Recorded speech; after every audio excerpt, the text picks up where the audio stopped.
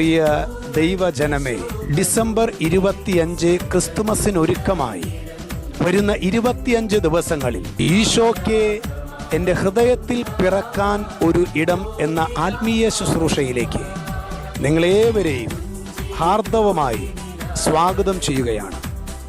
ക്രിസ്തുമസിന് ഏറ്റവും നല്ല ഒരുക്കം അത് നമ്മുടെ തന്നെ ശുദ്ധീകരണമാണ്. നിങ്ങളെ തന്നെ ശുദ്ധീകരിക്കുവിൻ.